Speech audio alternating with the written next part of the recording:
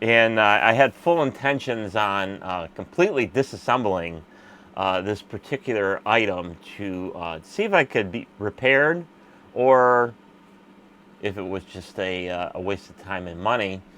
So went ahead and ordered it.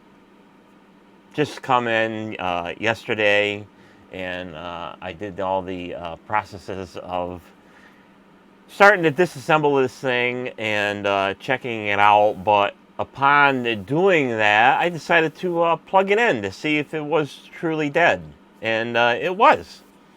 So you flip the switch, and it should automatically come on by itself. You know, high speed, high heat. It did absolutely nothing. You know, so I unplugged it and kind of looked around it and looked at the condition of the cord, and I decided to plug it in again. And I heard a little spark in the outlet, which told me that something drew power. So I'm looking at this thing, and of course, it's got this particular one doesn't have the GFCI cord, just a regular plain Jane cord. But most of them got this square blob, the mystery box, some say.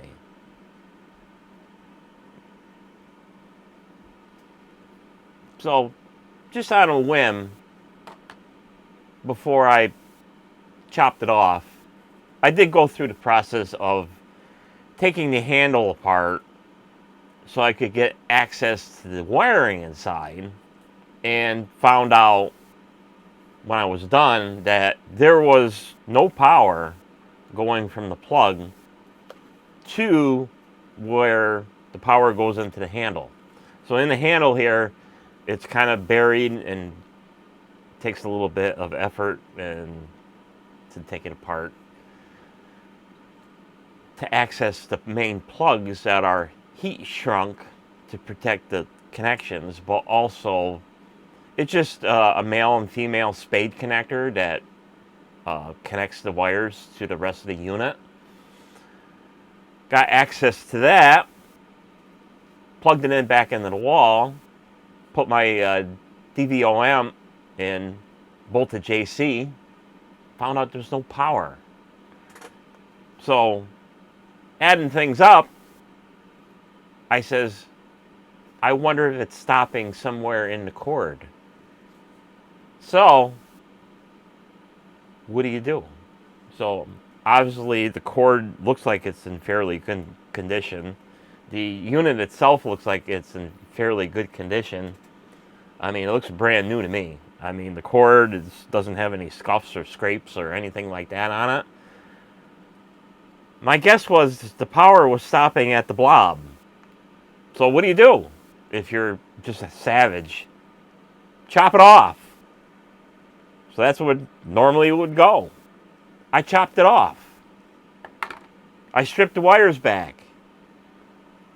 I did the simple thing and just put some Wagos on it, just to see if it works. I plugged it back in while the unit was still disassembled. Guess what? I had power where I didn't have power before. I put this handle back together. I put everything else back together. I put all the screws in. So forth and whatnot.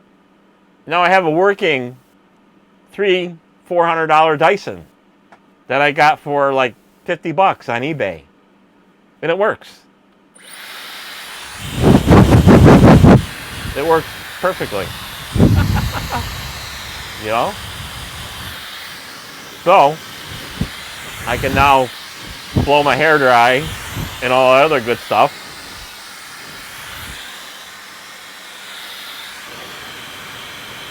Let it cool down before I shut it off. That's it. So, simply, if you got a Dyson, this is an HD07, but I guess anything with this square blob on it, or rectangular blob, could be at fault. Try the simplest things first. Just might fix it. $300-400 Dyson for $50, and all I needed to do was splice the wire. Now, ideally, you want to do a nicer job than what I did, but since this is mine and I know what I'm doing, I don't really care. Yeah, I just got something temporary that, unless it works, is permanent. Would I put some tape on it or solder it? Yeah. Next time I have the soldering iron out, I will fix this correctly and heat shrink it and make it look nice. But the concept is there. So I guess there's only a couple of little things that could go wrong with these things. Of course, the rectangular blob. I guess if you one too many times block the airflow in it, you could actually pop the thermal fuses in it. I guess there's a couple of fuses on the circuit board that runs this thing that could have popped. Maybe the motor went bad. I guess there's some anomalies that could occur, like flashing lights if the motor's going bad, anything like that, blah, blah, blah. But that's not the case for this particular one. It's just a quick little, I guess I'm going to cut this apart for a video slash live stream, cut it apart for a short video slash YouTube short to show you how to fix a Dyson HD07 hairdryer. So for those watching the video, thanks for watching. Make sure you do all the YouTube stuff and comment, rate, and subscribe. And we will cut it here.